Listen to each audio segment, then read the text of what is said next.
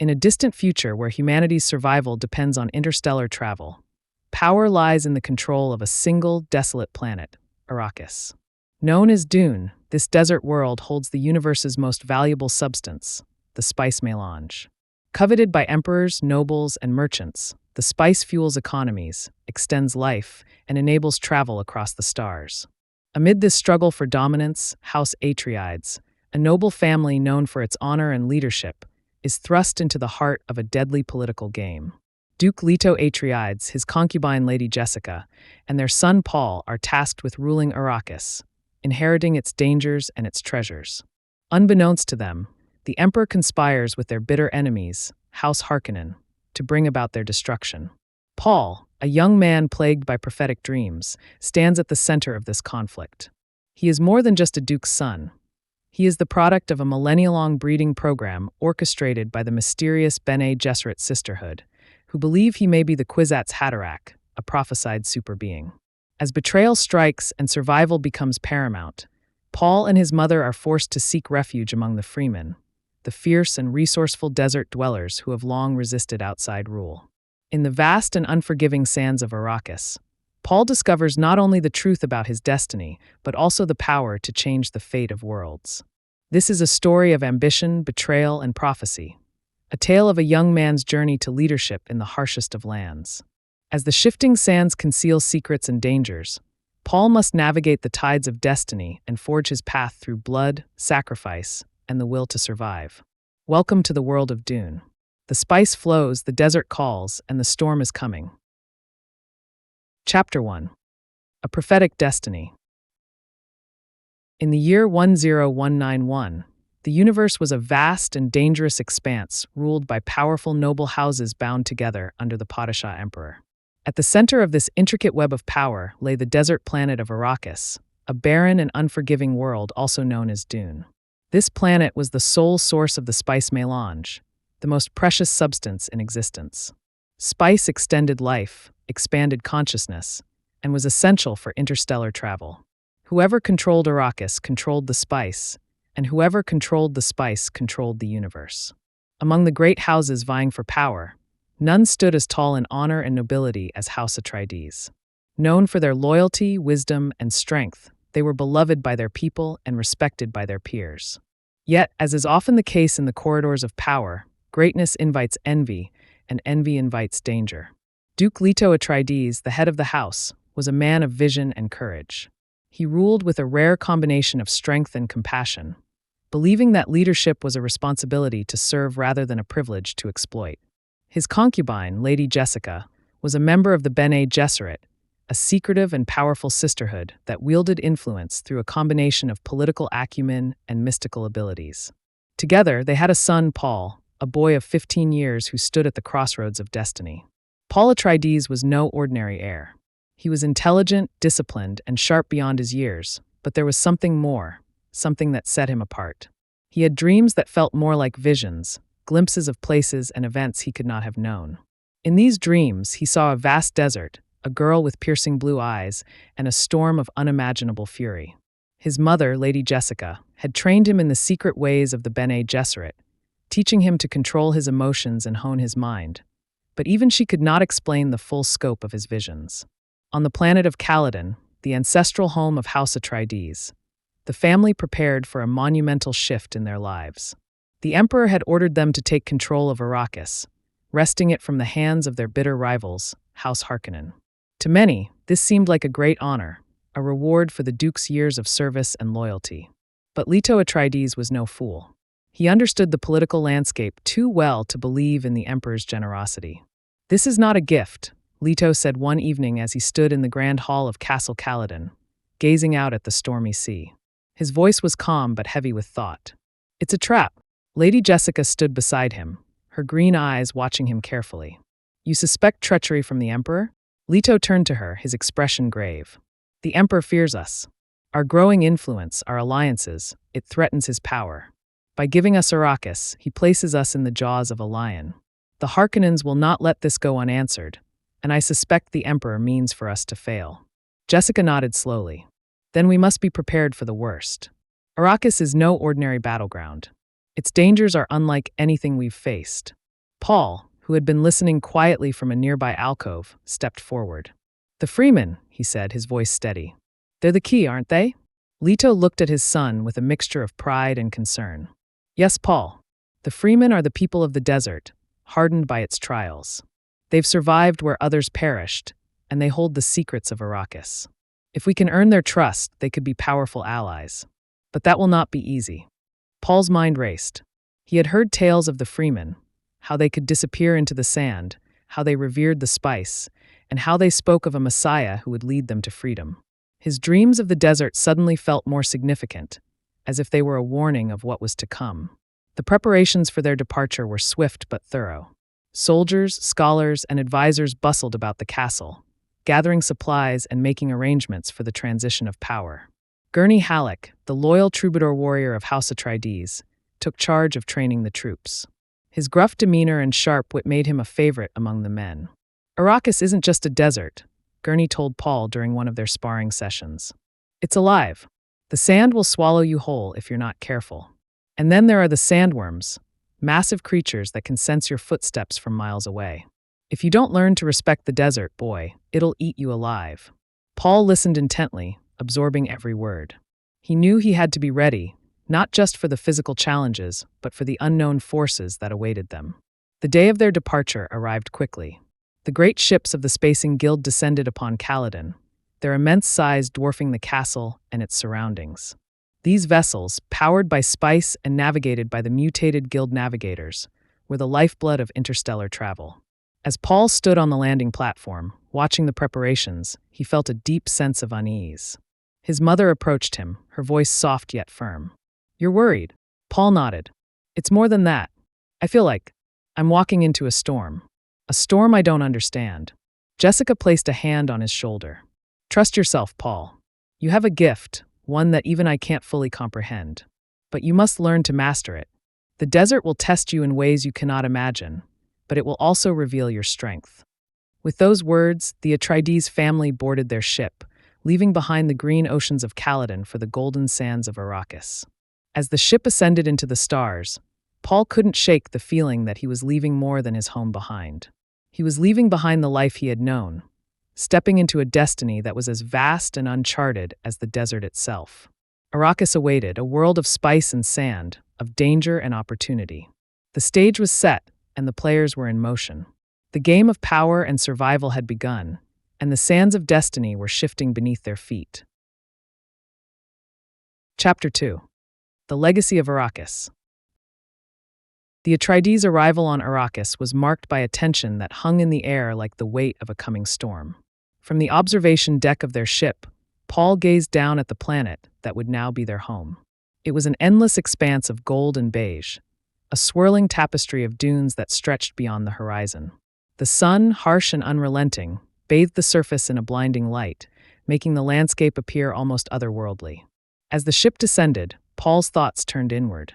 He could feel the pull of something greater, an unseen force that seemed to hum beneath the surface of his consciousness. The visions that had haunted him on Caladan now seemed sharper, more urgent. The girl with the blue eyes, the towering sandworms, and the whispers of a name, Muad'Dib, echoed in his mind. When the ship landed at Arrakis, the planet's largest city and their new seat of power, the starkness of their surroundings became immediately apparent. Arrakis was a fortress-like settlement, its walls built to withstand the relentless sandstorms that could tear flesh from bone. The air was dry and carried with it the faint, sharp tang of spice, a constant reminder of the planet's significance. Duke Leto was the first to step onto the desert soil, his expression calm but resolute. He wore the mantle of leadership as if it were second nature, but Paul could see the weight of his responsibility in the set of his shoulders. Lady Jessica followed, her Bene Gesserit training allowing her to move with an almost regal grace despite the unfamiliar environment. Paul was the last to emerge, his boots crunching against the sand as he took his first step into the world of his visions. They were greeted by a delegation of workers, soldiers, and officials who had remained loyal to House Attreidees during the transition of power. At the forefront was Thufir Hawat, the mentat and master of assassins for House Attreidees. His sharp mind and loyalty were invaluable, and his presence here was a reassurance in these uncertain times. "Welcome to Arrakis, my lord," Thufir said, bowing slightly. His voice was formal, but Paul could detect a hint of concern beneath the surface. "We've secured the palace, but there's much to be done. The Harkonnens left us with difficulties." Leto's eyes narrowed slightly. "Sabotage?" Thufir nodded grimly. "In every sense of the word. The machinery is in disrepair, the storage facilities are barely operational, and the spice harvesters are at half capacity. They've also left behind their spies. We're working to root them out, but it will take time." Leto's jaw tightened, but he remained composed. "Then we'll begin immediately. Call a meeting of my advisors and ensure the workers know they are under our protection now. I want morale high." As they made their way into the palace, Paul couldn't help but notice the stark contrast between Arrakis and Caladan. The palace, while grand in its architecture, lacked the warmth and vitality of their home. It was a place of survival, not comfort. The walls were thick, designed to keep out the heat and sand, and the air was cool but stale, recycled through intricate ventilation systems. The meeting began within hours of their arrival. Gathered in the Great Hall were Gurney Halleck, Thufir Hawat, Duncan Idaho, another loyal swordmaster of House Attreidees, and a handful of other key advisors. Maps of Arrakis were spread across the table, detailing the spice fields, Fremen territories, and known Harkonnen strongholds. "The spice must flow," Leto said, his voice steady. "That is our first priority. Without spice production, we cannot sustain ourselves, and we lose the Emperor's favor. But we will not exploit the people of Arrakis as the Harkonnens did. We must gain the trust of the Fremen. They are the true masters of this land."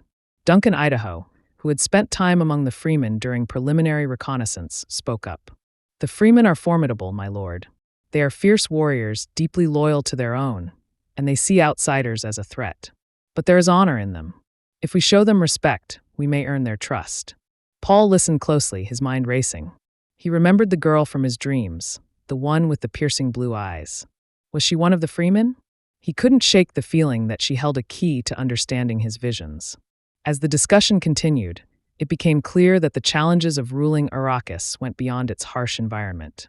The Harkonnens had left behind a legacy of cruelty and exploitation, creating deep resentment among the local population.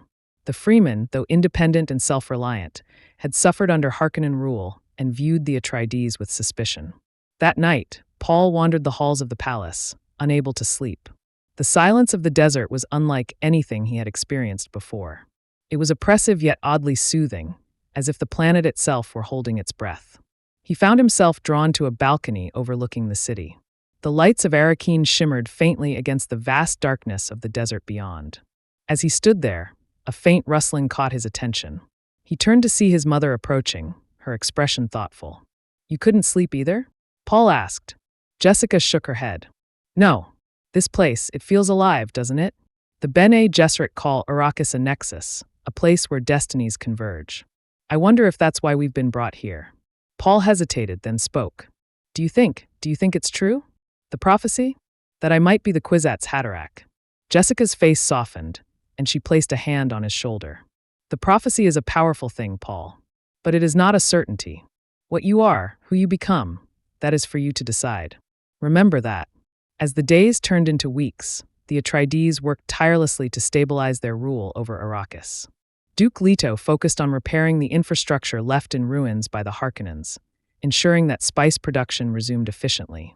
Duncan Idaho established contact with the Fremen, negotiating tentative alliances and gathering intelligence on the desert's secrets. Paul, meanwhile, immersed himself in the study of Arrakis. He learned about its unique ecology, the spice cycle, and the sandworms, the massive, fearsome creatures that roamed the desert and guarded the spice fields. He trained rigorously under Gurney Halleck and Duncan Idaho, honing his combat skills and preparing for the inevitable conflict. But even as they worked, the shadow of danger loomed over them. Thufir Hawat's intelligence network uncovered whispers of Harkonnen plots and signs of Sardaukar involvement, the elite warriors of the Emperor. The trap was tightening, and Paul could feel it. One evening, while studying the planetary maps, Paul's vision blurred, and he was overcome by a sudden flash of insight. He saw himself standing in the desert, surrounded by Fremen warriors. Their chants echoed in his mind, and he felt a surge of power and unity. But he also saw death, endless death, spreading across the sands like wildfire. When the vision ended, Paul was left trembling. He didn't know what it meant, but he knew one thing: Arrakis was not just a battleground. It was a crucible, and he was being forged into something new. Whether he would emerge as a leader, a savior, or a destroyer remained to be seen. As the harsh winds of the desert howled outside the palace walls, House Attreidees prepared for the challenges ahead. The legacy of Arrakis was one of survival, and to survive they would need every ounce of strength, cunning, and unity they possessed. The sands had begun to shift, and destiny waited for no one. Chapter 3. The Sands of Betrayal. The morning sun rose over the vast deserts of Arrakis, its relentless heat already pressing down on the city of Arrakeen. Within the fortified walls of the Atreidees palace, preparations for the day began in earnest. The Atreidees forces had begun to establish their control, repairing spice harvesters, shoring up defenses, and forging uneasy alliances with the Fremen. But beneath the surface, unease lingered like a shadow, unseen but ever-present. Duke Leto Atreidees stood in the command chamber, a sprawling room dominated by a hollow map of Arrakis. The three-dimensional projection displayed the spice fields, sandworm migration patterns, and known Fremen settlements. Thufir Hawat, ever meticulous, pointed to areas of interest as he reported on the latest intelligence. "We've intercepted communications suggesting the Harkonnens are planning something, my lord," Thufir said, his tone grim. "They've been suspiciously quiet since their withdrawal, and I don't believe for a second that they've accepted their defeat." Leto nodded, his expression unreadable. "The Harkonnens are not ones to relinquish power easily. We must assume they're preparing to strike. Strengthen our defenses and keep a close watch on all incoming and outgoing traffic." Thufir hesitated for a moment before continuing. "There's more, my lord. I've confirmed the presence of Sardaukar forces on Arrakis. They're disguised as Harkonnen troops, but their methods are unmistakable." At this, Leto's face darkened. The Sardaukar were the Emperor's elite shock troops, renowned and feared for their ruthless efficiency. Their involvement confirmed Leto's suspicions. This was no ordinary political maneuver. The Emperor himself was complicit in the plot against House Attreidees. "Damn him," Leto muttered, his voice low but filled with fury. "The Emperor fears us so much that he would conspire with those monsters? Very well. We'll show him that House Attreidees does not fall so easily. Double the guard on the spice harvesters and ensure our forces are ready to mobilize at a moment's notice." As the Duke strategized with his advisors, Paul spent his morning training with Duncan Idaho in the sparring hall. The room was a stark, utilitarian space, with walls of polished stone and racks of weapons lining the perimeter. Paul moved with precision, his blade clashing against Duncan's in a series of rapid strikes and parries. "You're improving," Duncan said with a grin, his voice steady despite the exertion. "But you're still thinking too much. Trust your instincts, Paul. In a real fight, hesitation will get you killed." Paul stepped back, his breathing heavy. "It's not that simple, Duncan. My instincts, they're not always my own. Sometimes it feels like I'm being guided by something else." Duncan lowered his blade, studying Paul with a thoughtful expression. "Your visions," Paul nodded. "They're getting stronger.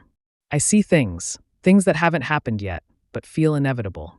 It's like the desert itself is trying to tell me something." Duncan rested a hand on Paul's shoulder, his grip firm. "Whatever your path is, Paul, remember this. You're an Atreidees. You've got the blood of warriors and leaders in your veins. And no matter what the desert throws at you, you'll face it head on. That's what we do." Their training was interrupted by the arrival of Gurney Halleck, who entered the room with his usual brusque energy. "Paul, Duncan, there's a delegation of Fremen at the gates. The Duke wants you both there." Paul's heart quickened at the mention of the Fremen. Ever since their arrival on Arrakis, he had been eager to meet the desert people face to face. He had read about their customs, their fierce independence, and their unparalleled knowledge of the sands. But there was more to his anticipation, something deeper, tied to his visions. The delegation was brought into the palace's audience chamber, their presence commanding and enigmatic. The Fremen were clad in stillsuits, the ingenious garments that allowed them to survive the harsh desert conditions by recycling their body's moisture. Their leader, a tall man with sharp features and piercing blue eyes, introduced himself as Stilgar. "I am Stilgar, Nabe of Sietch Tabr," he said, his voice steady and firm. "We come not as servants, but as equals. If House Attreidees seeks our alliance, it must be earned." Duke Leto stepped forward, his demeanor respectful but authoritative. "We seek not to rule you, Stilgar, but to work alongside you. The Fremen are the true stewards of Arrakis, and your knowledge is invaluable. Together, we can protect this land from those who would exploit it." Stilgar regarded the Duke with an appraising gaze. Words are easy, Duke. Action is what matters. The Harkonnens have spilled our blood for generations. If you are no different, we will resist you as we resisted them. Paul watched the exchange intently, his attention drawn to a young woman standing slightly behind Stilgar. Her features were striking, her eyes a vivid blue in blue from prolonged exposure to spice. Recognition flashed through him. She was the girl from his visions. As if sensing his gaze, the girl turned to meet his eyes, her expression unreadable. In that moment, Paul felt a connection he couldn't explain, as if their fates were intertwined. The meeting concluded with an agreement to continue discussions, but Stilgar's parting words carried a warning. The desert tests all who seek to claim it. We will see if House Attreidees is worthy of survival. That night, as the palace settled into uneasy quiet, betrayal struck. Hidden explosives planted by Harkonnen agents detonated in key areas of the palace, causing chaos and destruction. Fires raged, and the walls shook as soldiers scrambled to contain the damage. Paul was jolted awake by the sound of an explosion, his heart pounding as he sprang from his bed. He grabbed a knife from his bedside table and hurried into the corridors, where smoke filled the air and the shouts of soldiers echoed. He found his mother in the chaos, her Bene Gesserit training allowing her to maintain a calm exterior even as the situation spiraled out of control. "Paul, stay close to me," she said, her voice firm. As they navigated the smoke-filled corridors, Paul's instincts guided him. He felt an almost preternatural awareness of the danger around them, dodging falling debris and evading Harkonnen agents who had infiltrated the palace. They eventually reached the command chamber, where Duke Leto was coordinating the response to the attack. His face was grim, but his resolve was unshaken. "This was a test," he said. "The Harkonnens wanted to see how we'd react. We must assume there will be more attacks to come." Thufir Hawat entered the room, his expression as dark as the Duke's. "We've captured one of the saboteurs. He's confirmed what we suspected. The Harkonnens are working with the Sardaukar." Leto clenched his fists, his anger barely contained. "Then the Emperor has made his intentions clear. This isn't just about Arrakis, it's about destroying House Attreidees." Paul felt a surge of determination as he listened to his father. The attack had shaken them, but it had also steeled their resolve. They would not be defeated so easily. As the fires were extinguished and the palace began to recover, Paul stood on the balcony, gazing out at the desert. The sands stretched endlessly before him, a reminder of the challenges that lay ahead. The desert was unforgiving, but it was also a place of transformation. In the silence of the night, Paul made a vow to himself. He would not be a passive participant in this struggle. He would rise to meet the challenges of Arrakis, no matter the cost. The sands of betrayal had been stirred, but they were only the beginning. The storm was coming, and Paul knew that he would need to stand at its center, unyielding and resolute. Chapter 4. The Desert's Whisper. The days following the Harkonnen attack were marked by an unrelenting sense of urgency within the Atreides stronghold.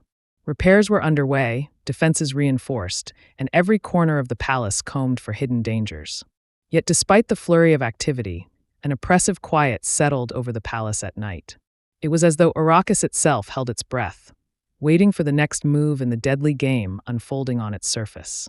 Paul spent these nights in restless contemplation, his mind a torrent of thoughts and visions.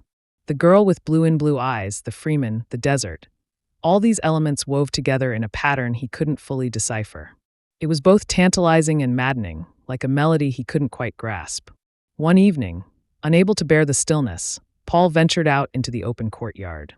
The night air was cool, a rare reprieve from the harsh desert heat. Above, the stars glittered like scattered gems, their brilliance undimmed by the vast emptiness of Arrakis. He was not alone. Standing near the edge of the courtyard, silhouetted against the faint glow of the desert beyond, was Duncan Idaho. The swordmaster turned as Paul approached, a faint smile playing on his lips. "Couldn't sleep, lad?" Duncan asked, his voice warm and steady. Paul shook his head. "No, there's too much to think about.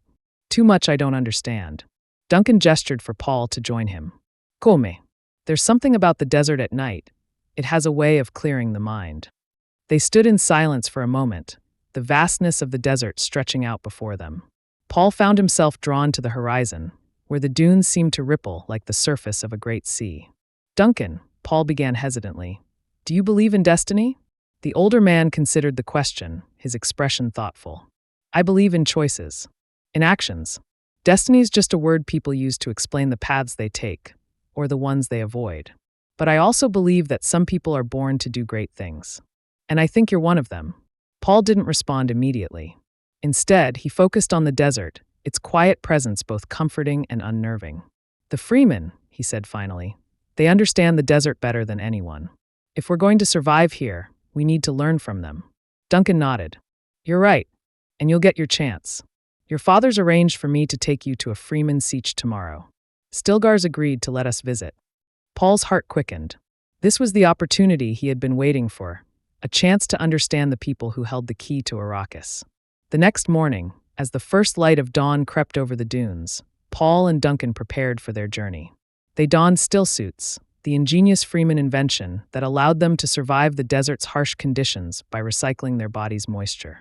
Duncan showed Paul how to adjust the suit for maximum efficiency, his tone uncharacteristically serious. Remember, Paul, Duncan said as he fastened the suit's straps, the desert doesn't forgive mistakes. Stay close to me and follow Stilgar's lead. He knows these sands better than anyone. The journey to the siege was unlike anything Paul had ever experienced. They traveled on foot, guided by Stilgar and a small group of Fremen. The desert was vast and unyielding, its dunes rising and falling like waves frozen in time. The sun blazed overhead, and the heat was oppressive, but the stillsuits kept them alive. As they walked, Stilgar spoke of the desert and its secrets. He pointed out signs of life, tiny desert plants that clung to the edges of the dunes, tracks left by nocturnal creatures, and the faint shimmer of spice pockets beneath the sand. The desert speaks, Stilgar said, his voice calm and steady. If you listen, it will tell you its secrets. But if you disrespect it, it will take everything from you. Paul listened intently, his mind absorbing every word. He found himself drawn to Stilgar's quiet strength, his deep connection to the land. It was a stark contrast to the cold, calculated politics of the imperial court. When they arrived at the siege, Paul was struck by its ingenuity. Hidden within the rock formations, the Fremen settlement was a marvel of resourcefulness and adaptation. Narrow tunnels led to chambers carved into the stone, where the Fremen lived and worked. Water collectors and storage facilities were meticulously maintained, a testament to the importance of every drop of moisture. The Fremen greeted them with wary curiosity. They were a people hardened by the desert, their movements purposeful and efficient. Paul felt their eyes on him, assessing, judging. Stilgar led them to a central chamber, where a gathering of Fremen awaited. Among them was the girl from Paul's visions. Her presence was electric, her gaze piercing as she studied him. This is Chani, Stilgar said, gesturing to the girl. She is one of our finest warriors and a trusted voice in the siege. Chani stepped forward, her expression guarded but curious. You are the one from the stars, she said, her voice steady. The one the desert has whispered about. Paul felt a chill run down his spine. You've seen me before? He asked. In dreams, Chani replied. The desert shows us many things, but dreams are not always clear. The Fremen elders began to question Paul and Duncan, testing their intentions and their knowledge of the desert. Paul answered as best he could, drawing on his studies and his instincts. But it was clear that words alone would not earn their trust. As the discussions continued, Paul found himself drawn to Chani. She was a paradox, fierce yet compassionate, grounded yet enigmatic. They spoke briefly, exchanging thoughts on the desert, the Fremen way of life, and the dangers they faced. You carry the weight of many things, Chani said, her tone soft but firm. The desert can break you, or it can make you stronger. But it will not wait for you to decide. Paul nodded, her words resonating deeply. He felt a connection to her, one that went beyond the physical. It was as though she understood him in a way no one else could. As the sun set over the dunes, casting long shadows across the sand, Paul stood at the edge of the siege, looking out at the vastness of Arrakis. He felt the desert's whisper, a voice that seemed to call to him from the depths of the sands. The journey to the siege had changed him. He had seen the strength of the Fremen, their resilience and their unity. He had begun to understand the power of the desert and the spice that defined it. But more than that, he had felt the stirrings of something within himself, a connection to this land, to its people, and to the destiny that awaited him. As the stars emerged one by one, Paul made a silent vow. He would not falter. He would not break. The desert had tested him, and he would prove himself worthy of its secrets. for in the whisper of the sands, Paul had heard the echoes of a future that was his to shape. Chapter 5. The Awakening in the Dunes. The light of the twin moons bathed the endless dunes of Arrakis in a pale glow, creating a surreal landscape of shadow and silver. Paul stood on the rocky outcrop above the Fremen Sietch, the cool desert breeze brushing against his face. Beneath him, the Sietch thrived with activity even in the late hours, the Fremen working tirelessly to prepare for the next day. Their life was one of perpetual survival, shaped by the unforgiving desert. Paul's mind was a storm. The desert had begun to reveal its secrets, and with them, the truths he carried within. His visions, once sporadic and enigmatic, were growing clearer. He had seen the vast deserts soaked in blood, the cries of war echoing across the sands. He had seen himself standing among the Fremen, their leader, their savior, and their destroyer. As he stared into the horizon, Chani's voice broke through his thoughts. "You shouldn't be out here alone." Paul turned to see her approaching, her steps light and purposeful. She wore her still suit with practiced ease, her presence as natural as the desert itself. "I couldn't sleep," Paul admitted. "The desert, it speaks to me. I'm trying to understand what it's saying." Chani stopped beside him, her expression thoughtful. "The desert is both teacher and test. It reveals truths, but it also demands strength. Not everyone can survive its lessons." Paul looked at her, searching her face for answers. "Do you believe in destiny, Chani? That we're meant to follow a path we didn't choose?" Her blue eyes met his, steady and unflinching. "I believe in the desert. It shapes us, pushes us, forces us to become what we must. Whether that's destiny or choice, it doesn't matter. What matters is how we face it." Her words resonated with Paul, grounding him in a way he hadn't expected. Chani was a mystery, a part of the desert's riddle he was desperate to solve. The next day, Stilgar summoned Paul and Duncan to join a Fremen expedition. It was an opportunity to see the desert through their eyes, to understand how they survived and thrived in this harsh world. The group consisted of seasoned Fremen, their movements synchronized and efficient, a testament to their years of experience.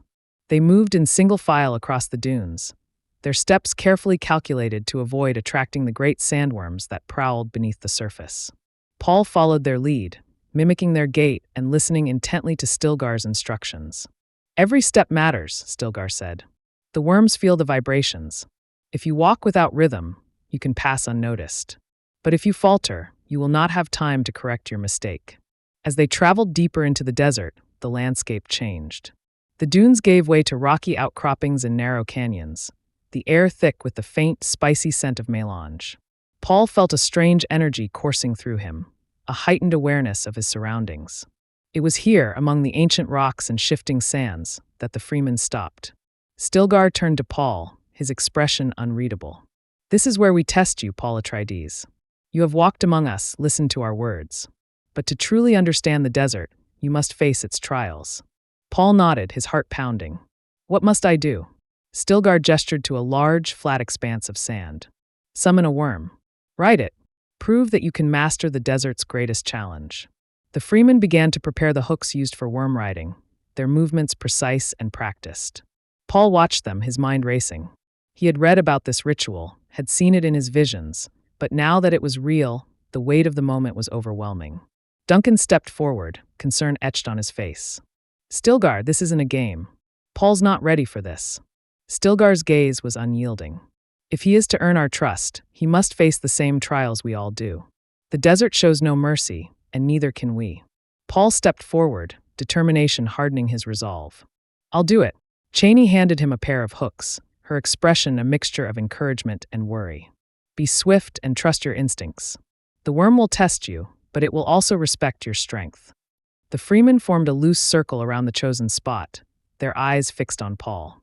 He stepped onto the sand, his breath steady as he planted the thumper, a device designed to create rhythmic vibrations that would attract a worm.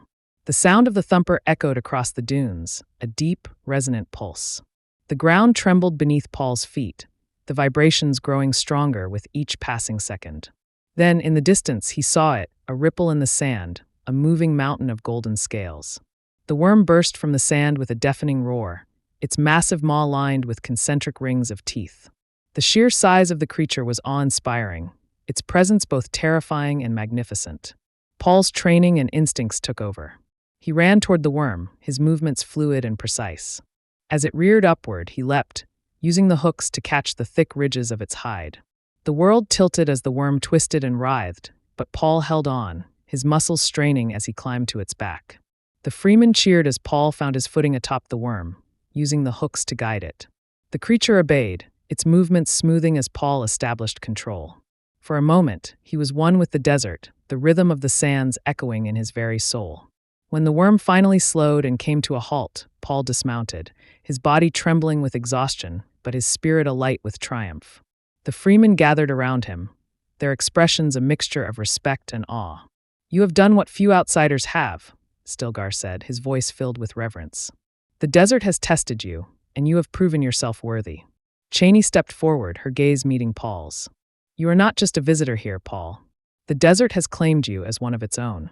In that moment, Paul felt a profound shift within himself. He was no longer just Paul Attreidees, heir to a noble house. He was something more, something greater. The desert had awakened a power within him, a connection to Arrakis that was as deep and unyielding as the sands themselves. As the group began their journey back to the Siege, Paul walked alongside Chaney, his mind racing with possibilities. He had taken his first true step toward understanding the desert and its people, but he knew there was still much to learn. The desert whispered to him, its voice a constant presence in his mind. It spoke of danger and destiny, of sacrifice and triumph. And Paul knew that this was only the beginning. The awakening had begun, and there was no turning back. Chapter 6. Beneath the Sands. The winds of Arrakis carried the sharp scent of spice as Paul walked through the Siege, his mind heavy with the weight of what he had accomplished. The Fremen now looked at him with a mixture of respect and curiosity, their initial skepticism replaced by a cautious acceptance. His triumph in riding the sandworm had marked him as someone worthy of their attention, a potential leader, or perhaps something more. But Paul could not ignore the visions that haunted him. They came more frequently now, vivid and intense, pulling him into a future he could not fully comprehend. The threads of prophecy wove tighter around him, and each step he took seemed to solidify his place in a destiny he had not chosen. It was during one of these moments, as Paul sat in quiet contemplation near a narrow tunnel in the Siege, that Stilgar approached. The Fremen leader's presence was commanding, his steps deliberate as he stopped beside Paul. "You have done well, Paul Attreidees," Stilgar said, his voice steady. "The people see you as one of us now, but there is still much for you to learn." Paul looked up, meeting Stilgar's piercing gaze. "The desert has tested me, but I know this is only the beginning. What must I do next?" Stilgar gestured for Paul to follow him. "There is a place beneath the sands, a sanctuary that holds the deepest secrets of the Fremen. If you are to truly understand us, you must see it for yourself." The two men made their way through the twisting tunnels of the Siege, the air growing cooler and heavier as they descended. Paul felt the weight of the rock around him, the walls carved with intricate patterns that spoke of the Fremen's history and resilience. As they reached a hidden chamber, Stilgar stopped before a heavy stone door. He placed his hand against it, murmuring a few words in the ancient Fremen tongue. The door creaked open, revealing a vast underground cavern illuminated by soft, golden light. Paul stepped inside, his breath catching at the sight before him. The cavern was a marvel of Fremen ingenuity, a vast reservoir of water stored in massive, carefully constructed basins. The air was thick with moisture, a stark contrast to the arid desert above. "This is the lifeblood of the Siege," Stilgar said, his voice filled with reverence. "Every drop of water we collect is stored here, protected and cherished. It is our past, our present, and our future." Paul approached the edge of one of the basins, peering into the crystal-clear water. He could see his reflection staring back at him, the lines of his face sharper, his eyes more intense. The desert was changing him, shaping him into someone new. Stilgar continued, his tone serious. "The water is not just for survival. It is also a symbol of our unity. Each Freeman contributes, sacrificing a part of themselves for the greater good. It is a reminder that we are stronger together than we are alone." Paul nodded, the weight of Stilgar's words settling over him. He could feel the significance of this place, the deep connection the Fremen had to their environment and to one another. As they turned to leave, Stilgar placed a hand on Paul's shoulder. "There is another truth you must face, Paul. The spice, the mélange, is not just a resource. It is a gift and a curse, a power that binds us to this world and to the universe beyond. You have felt its effects, haven't you? Paul hesitated, then nodded. Yes. The visions, they're becoming stronger. Clearer. But they're also overwhelming. I see so much, and yet I can't make sense of it all. Stilgar's expression softened. The spice awakens what lies dormant within you. It is a path to understanding, but it is also a burden. You must learn to control it, or it will control you. The following days were a blur of training and introspection. Paul spent hours with Stilgar and the other Fremen, learning their ways, their rituals, and their beliefs. He practiced their combat techniques, mastering the use of the crysknife and refining his movements until they became second nature. But it was not just physical training that occupied Paul's time. The Fremen also taught him about the desert's delicate balance, the intricate web of life that sustained them. He learned to recognize the signs of a coming storm, to read the subtle shifts in the sands, and to listen for the faint tremors that signaled the approach of a sandworm. Chani was often by his side, her presence a steady anchor in the chaos of his transformation. She challenged him, pushed him to think beyond his own perspective, and reminded him of the strength that came from understanding the Fremen way. One evening, as they sat on a rocky ledge overlooking the dunes, Paul turned to Chani. Do you ever wonder if there's more to all of this? More than just survival and sacrifice? Chani looked at him, her expression thoughtful. The desert teaches us to live in the moment, to cherish what we have, and to fight for what we believe in. But yes, I wonder. I wonder if we can be more than what the universe expects us to be. Her words struck a chord in Paul, igniting a spark of hope and determination. He realized that the Fremen were not just a people defined by their hardships, they were a people capable of greatness, of shaping their own destiny. As the days turned into weeks, Paul's connection to the Fremen deepened. He became a part of their community, earning their trust and respect through his actions and his dedication. He was no longer an outsider, but a leader in the making. Yet even as he embraced his new role, the weight of his visions grew heavier. The future loomed before him, a tapestry of possibilities both wondrous and terrifying. He saw himself leading the Fremen into battle, their cries of triumph mingling with the echoes of destruction. He saw the desert soaked in blood, the sands shifting beneath the weight of countless lives. And he saw her, Chani, standing at his side, her strength and resilience a beacon in the chaos. As Paul stood on the edge of the Siege one night, the desert stretching out before him like an endless sea, he made a silent vow. He would not be a pawn in the Emperor's game or a victim of fate. He would carve his own path, guided by the desert and the people who had become his family. Beneath the sands of Arrakis, Paul's awakening continued. The boy who had arrived on this world was gone, replaced by a man shaped by the trials of the desert and the weight of prophecy. And though the path ahead was uncertain, Paul knew one thing for certain: he would not walk it alone. Chapter 7. The Storm of Betrayal. The scorching sun of Arrakis hung high in the sky, its unrelenting heat driving all but the Fremen into the shadows of the Siege. Paul stood in the training chamber, his movements fluid as he sparred with Stilgar. The crysknives clashed, their sound sharp and precise, echoing in the cavernous room. Every strike was a test, every parry a lesson, as Stilgar pushed Paul to his limits. Faster, Attreidees, Stilgar commanded, his voice stern. You fight well, but the desert demands perfection. Paul adjusted his stance, his focus sharpening. His muscles burned from exertion, but he refused to falter. He was no longer the Duke's son relying on privilege and formal training. The desert had hardened him, and the Fremen had taught him to fight with purpose and instinct. With a quick feint, Paul found an opening and struck, his blade stopping just short of Stilgar's neck. A moment of silence followed, broken only by Stilgar's approving nod. You're learning, but never let your guard down. In the desert, hesitation means death. As they sheathed their knives, Chani entered the room, her expression urgent. Stilgar, Paul, there's news. Stilgar straightened, his demeanor shifting from mentor to leader. What is it?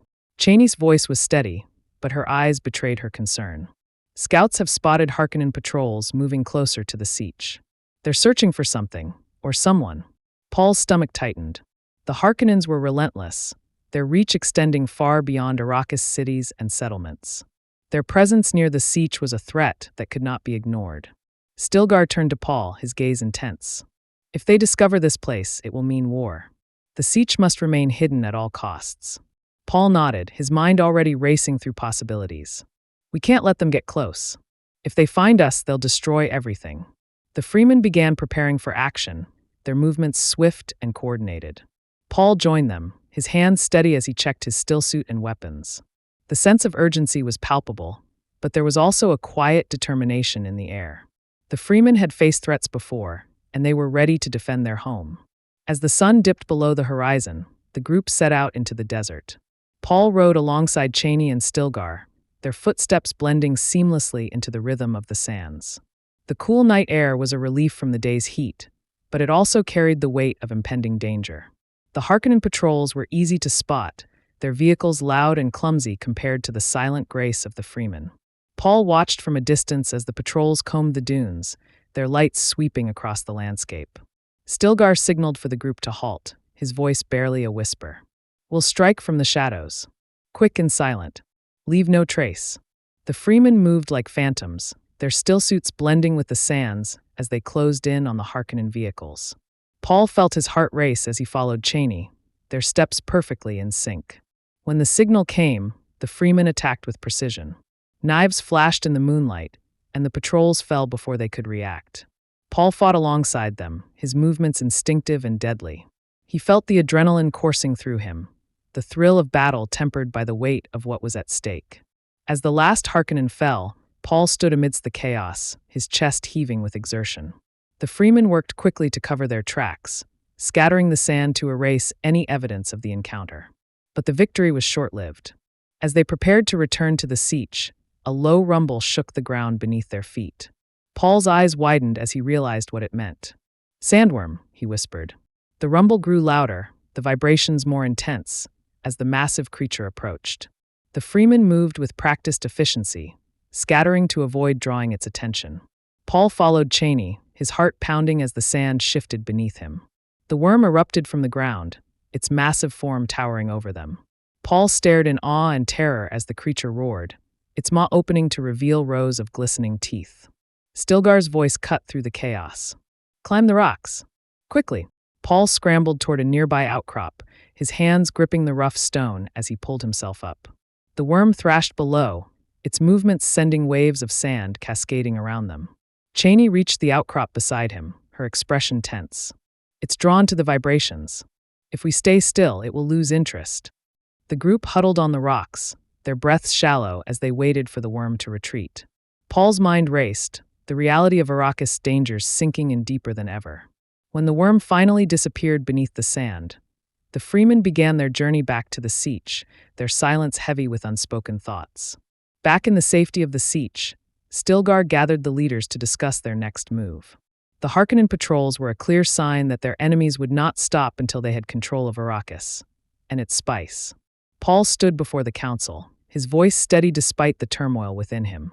"We can't wait for them to find us. We have to take the fight to them." Stilgar regarded him with a mixture of respect and caution. "You speak with conviction, Paul Attreidees. But war is not a decision we make lightly. The cost is high." Paul met his gaze, his determination unshaken. "The cost of doing nothing is higher. The Harkonnens won't stop until they've destroyed everything we've built. We have to fight for our survival, for our future." The room fell silent as the Fremen leaders considered his words. Chani stepped forward, her voice firm. "Paul is right. We can't let fear dictate our actions. We are Fremen. We are the desert, and we will not be conquered." The council's decision was unanimous. The Fremen would prepare for war, using their knowledge of the desert to outmaneuver and outlast their enemies. As the meeting ended, Paul stood alone in the cavern, the weight of his new role pressing down on him. He was no longer just a guest in the siege. He was a leader, a symbol of hope, and a harbinger of change. The storm of betrayal was brewing, its winds carrying the scent of blood and spice. And Paul knew that the battle for Arrakis had only just begun. Chapter 8. The Spice Crusade. The air in the siege was heavy with anticipation, a palpable energy coursing through the narrow halls and gathering chambers. Paul Attreidees stood at the center of the war council, surrounded by the leaders of the Fremen tribes. Their faces were etched with determination and resolve, their eyes alight with the fiery conviction of those prepared to fight for their survival. Stilgar's voice resonated through the room, calm but commanding.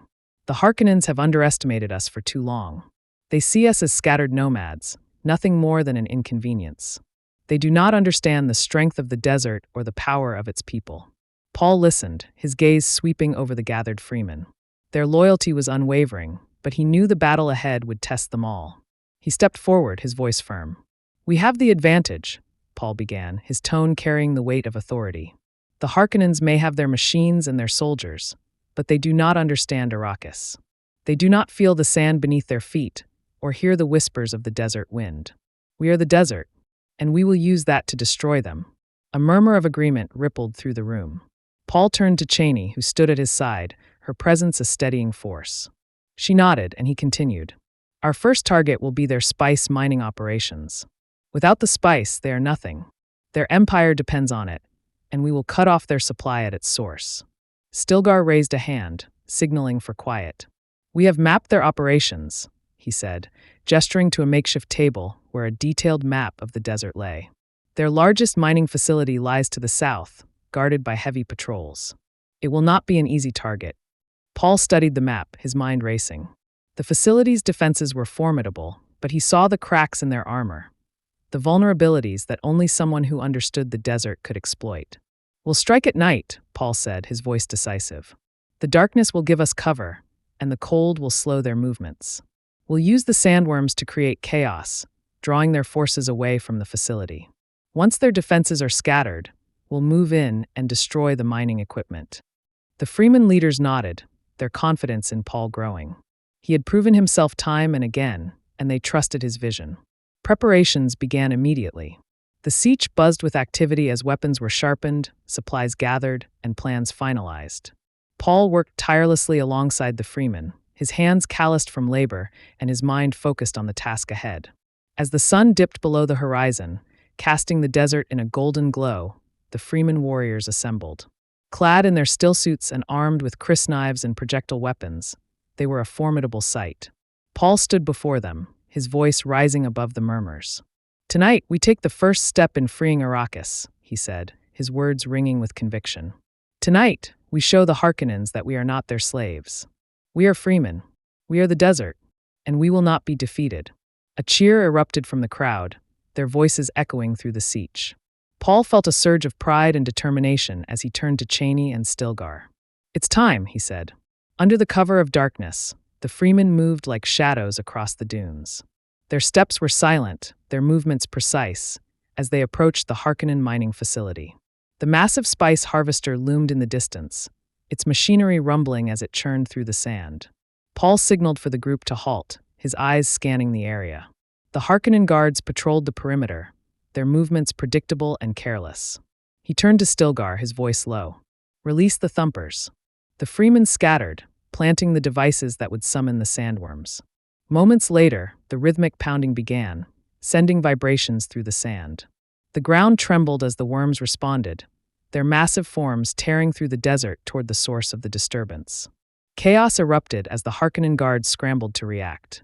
Shouts filled the air, and the facility's alarms blared, their piercing wail cutting through the night. Paul watched as the sandworms arrived, their immense bodies dwarfing the machinery. The guards fired their weapons, but the worms were unstoppable, their movements sending waves of sand crashing over the facility. Amid the chaos, Paul and the Fremen moved in. They struck with precision, dismantling the mining equipment and neutralizing the remaining guards. Paul fought with a ferocity he hadn't known he possessed, his crysknife flashing in the moonlight as he dispatched his enemies. The battle was intense but brief. The Fremen's superior knowledge of the terrain and their coordinated tactics overwhelmed the Harkonnens. As the last of the mining equipment was destroyed, Paul stood amidst the wreckage, his chest heaving. "We've done it," Cheney said, her voice filled with awe as she surveyed the destruction. "The Harkonnens won't recover from this easily." Paul nodded, but his mind was already racing ahead. This victory was only the beginning. The Harkonnens would retaliate, and the true battle for Arrakis was yet to come.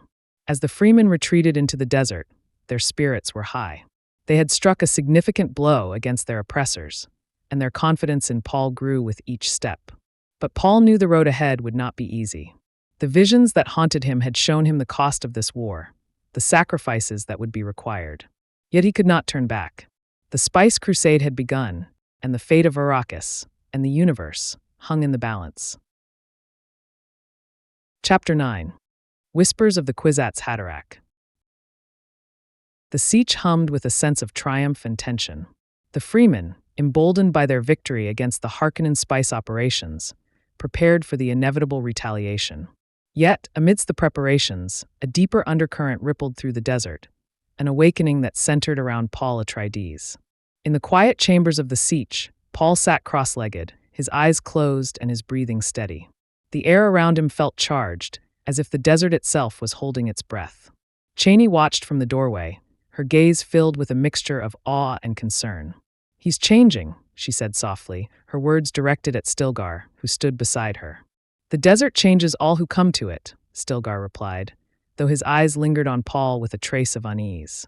"But with Paul, it is something more. Something we do not yet fully understand." Paul's visions had become more vivid, more urgent. He saw flashes of a golden path stretching before him, its brilliance both inviting and terrifying. Faces blurred together in his mind, Fremen warriors, Harkonnen soldiers, his father, his mother, and himself. But the most haunting image was of a vast battle, the sands of Arrakis soaked in blood as voices chanted his name. When Paul opened his eyes, he found Chani and Stilgar watching him. He rose to his feet, his movements deliberate. "We don't have much time," he said, his voice steady but tinged with urgency. "The Harkonnens will retaliate, and they'll come with all their might. We need to be ready." Chani stepped forward, her expression firm. "The Fremen trust you, Paul. They believe you are the one, the Mahdi who will lead them to freedom." Paul hesitated, the weight of her words pressing down on him. He had begun to understand what the Fremen saw in him, but he also knew the danger of their belief. His mother, Lady Jessica, had taught him about the Bene Gesserit's manipulation of myths and prophecies, and he couldn't ignore the possibility that he was merely a tool in a much larger game. "I'm not a savior," Paul said, meeting Chani's gaze. "I'm just a man trying to survive. But if they see me as more, then I'll use that belief to protect them and to destroy the Harkonnens." Stilgar placed a hand on Paul's shoulder, his grip firm. "You may doubt yourself, Paul Attreidees, but the desert does not lie. It has chosen you. And so have we." The days that followed were a blur of activity. The Fremen intensified their preparations, honing their skills and fortifying their defenses. Paul trained alongside them, his mastery of the crysknife and his understanding of Fremen tactics growing with each passing day. But Paul's mind was never at rest. His visions continued to haunt him, their intensity increasing as he delved deeper into the mysteries of the desert. He began to see connections where others saw chaos, patterns in the shifting sands that spoke of a destiny he couldn't escape. One night, as the siege slept, Paul ventured into the open desert. The cool air was a welcome relief from the oppressive heat of the day, and the stars above seemed to stretch endlessly, their light shimmering like diamonds on black silk. He walked alone, his footsteps silent on the sand, until he reached a dune that overlooked the vast expanse of the desert. There, he sat and closed his eyes, letting the stillness envelop him. The vision came swiftly, like a flood breaking through a dam. He saw himself standing at the head of a massive army, the Fremen chanting his name as they marched across the sands. He felt the weight of a crysknife in his hand, its blade dripping with blood. The air was thick with the scent of spice and death, and the ground trembled beneath the feet of sandworms. But there was more. A voice echoed through his mind, ancient and powerful, speaking in a language he couldn't fully comprehend. The words were both a warning and a command, urging him to embrace his destiny. When Paul opened his eyes, the desert seemed different. The stars were brighter, the sands more alive, as if the very fabric of Arrakis had shifted. He knew then that there was no turning back. Returning to the siege, Paul found his mother waiting for him. Lady Jessica's expression was unreadable, her Bene Gesserit training evident in her composure. "You felt it, haven't you?" she asked, her voice soft but insistent. Paul nodded. "It's not just visions, Mother. It's something more, something I can't control." Jessica's gaze softened, and for a moment, the mask of the Bene Gesserit slipped, revealing the concern of a mother. "You are becoming what they said you would be. The Kwisatz Haderach." Paul shook his head, frustration bubbling to the surface. "I don't want this. I didn't ask for it. But I can't ignore it either. The Fremen believe in me, and the Harkonnens fear me. If I don't act, everything we've fought for will be lost." Jessica placed a hand on his cheek, her touch gentle. "You have a choice, Paul. You always have a choice. But remember, the path you walk is perilous. Power can be both a gift and a curse. In the days that followed, Paul's transformation became more apparent. His decisions were bolder, his leadership more assertive, and the Fremen rallied behind him with unwavering loyalty. He began to embody the role of the Mahdi, even as he questioned what it meant. The Harkonnen retaliation came swiftly, their forces descending upon the desert with a fury born of desperation. But the Fremen were ready. They struck from the shadows, using the desert's harsh terrain to their advantage. Sandworms rose from the dunes, their massive forms wreaking havoc on the Harkonnen forces. Paul fought alongside his people, his crysknife flashing as he led them into battle. The desert became a battlefield, its sands stained with blood as the Fremen and the Harkonnens clashed. In the chaos of the fight, Paul felt a strange clarity. He moved with purpose, his actions guided by an instinct that seemed to come from somewhere beyond himself. He was no longer just a man. He was a symbol, a force of nature, the embodiment of the desert's will. As the battle raged on, Paul's name echoed across the sands, carried by the voices of the Fremen. Muad'Dib, they cried, their chant a rallying cry that struck fear into the hearts of their enemies. When the dust settled and the Harkonnens retreated, the Fremen gathered around Paul, their faces alight with triumph and reverence. He stood among them, his heart heavy with the weight of their belief. The whispers of the Kwisatz Haderach had become a roar, and Paul knew that the path ahead would demand everything he had to give. The desert had claimed him, and there was no turning back. Chapter 10. The Tide of Revolution. The aftermath of the battle was both somber and triumphant. The desert air carried the faint metallic tang of blood, but it was also filled with the electric hum of possibility. The Fremen, though battered and weary, stood tall in the dawn light, their eyes fixed on the figure of Paul Attreidees. He was no longer a stranger among them, no longer just a displaced noble seeking refuge. He had become Muad'Dib, their leader, their Mahdi, the living embodiment of their fight against oppression. But Paul felt the weight of their faith like a millstone around his neck. Inside the cavernous sietch, Paul convened with Stilgar, Chani, and the other Fremen leaders. Maps of Arrakis lay spread before them, marked with the locations of Harkonnen strongholds, spice harvesters, and supply depots. The room was tense with the urgency of the moment. "The Harkonnens will regroup," Stilgar said, his voice gravelly but resolute. "They won't let this defeat stand. And Rabban, he's like a cornered beast. Dangerous and unpredictable." Paul nodded. "That's why we strike before they do. We've disrupted their spice operations, but that's not enough. To truly break their hold on Arrakis, we need to go after their leadership." Chani leaned forward, her expression fierce. "You mean Rabban?" Paul's eyes met hers, and he nodded again. "Him, and the system that allows men like him to rule. If we take Arrakeen, we send a message not just to the Harkonnens, but to the entire Imperium. The spice trade will falter, and the Emperor will have no choice but to intervene." The room fell silent as the implications of Paul's words sank in. To take Arrakeen, the seat of Harkonnen power on Arrakis, was a bold move, one that would either cement their revolution or destroy it entirely. Stilgar broke the silence. "The Fremen will follow you, Muad'Dib. We are ready to fight, to die if necessary. But this path, it is not without cost." Paul's gaze hardened. "I know the cost, Stilgar. I've seen it." The visions had been relentless, each one more vivid and harrowing than the last. He saw armies clashing on the sands, entire cities consumed by flames, and a river of blood flowing beneath the banners of the Atreides hawk and the Fremen crescent moon. But he also saw a future where the Harkonnens were gone, where Arrakis was free, and where the Fremen no longer had to live as outcasts in their own land.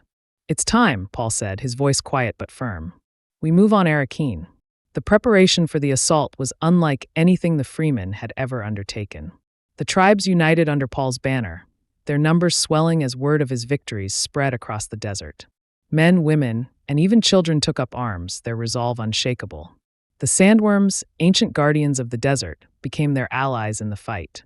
Paul and the Fremen used thumpers and the secrets of the desert to guide the massive creatures, their presence alone enough to strike terror into the hearts of the Harkonnens. As the day of the assault approached, Paul stood atop a high dune, gazing out at the endless expanse of sand. Chani joined him, her presence a comfort amidst the storm brewing within him. "Do you ever wonder," she began, her voice soft, "what it would be like to live a simple life? To walk away from all of this?" Paul smiled faintly, but there was sadness in his eyes. Every day. But that life isn't meant for us, Cheney. Not now. She took his hand in hers, her grip firm. Then we'll face this together. The assault on Arrakis began under the cover of darkness. The Fremen moved like shadows through the city's outskirts, their knowledge of the terrain giving them an edge over the Harkonnen forces. Paul led the charge, his presence a beacon for the Fremen warriors. He fought with precision and ferocity, his crysknife flashing in the dim light as he cut through enemy soldiers. Beside him, Cheney was a whirlwind of motion, her movements graceful and deadly. The battle was chaotic and brutal. Explosions lit up the night sky, casting eerie shadows on the walls of Arrakis. The air was thick with the acrid scent of smoke and spice, and the cries of the wounded and dying echoed through the streets. In the heart of the city, Paul confronted Rabban. The Harkonnen brute was a towering figure, his bulk encased in armor and his face twisted with rage. "You think you can take what belongs to the Harkonnens?" Rabban sneered, his voice a guttural growl. "You're nothing but a pretender, a boy playing at war." Paul met his gaze, unflinching. "Arrakis doesn't belong to the Harkonnens. It never did. It belongs to its people. And your time is over." The fight was fierce, a clash of strength and skill. Rabban's brute force was formidable, but Paul's speed and precision gave him the upper hand. With a final, decisive strike, Paul's crysknife found its mark, and Rabban fell to the ground lifeless. The death of Rabban marked a turning point in the battle. The Harkonnen forces, leaderless and demoralized, began to falter. The Fremen pressed their advantage, driving the enemy back until the city was theirs. As dawn broke over Arrakis, Paul stood on the steps of the Harkonnen palace. The Fremen gathered around him. The city was in ruins, but it was theirs. "This is only the beginning," Paul said, his voice carrying over the crowd. "The Harkonnens are defeated, but the fight for Arrakis is not over. The Emperor will come, and he will bring his forces with him. But we will be ready. We are Fremen. We are the desert, and we will not be broken." The Fremen erupted into cheers, their voices echoing across the sands. Paul turned to Cheney, who stood at his side, her expression proud but wary. "You've done it," she said. "You've given them hope." Paul nodded, but his gaze was distant. He knew the battles to come would be even more challenging, and the choices he would have to make would test the limits of his humanity. But for now, in the golden light of the Arrakis dawn, Paul Attreidees allowed himself a moment of triumph. The tide of revolution had turned, and the future of Arrakis was forever changed. As the sands of this tale settle and the last echoes of our journey fade into the horizon, I want to take a moment to thank you. You, the listener, the wanderer who dared to step into this world, who walked alongside its heroes and villains, who felt the heartbeat of the desert and the weight of its secrets. Your time, your presence, and your attention are treasures beyond measure. If this story stirred something within you, if it ignited a spark or left you yearning for more, let that spark light the way for others. Share this tale, spread its whispers across the dunes, and invite others to join the journey. And if you haven't already, subscribe to this humble storyteller's campfire. Together, we can venture into new worlds, uncover new mysteries, and share in the magic of storytelling. Until our paths cross again, thank you. Be well, be bold, and may your journey always lead to extraordinary tales.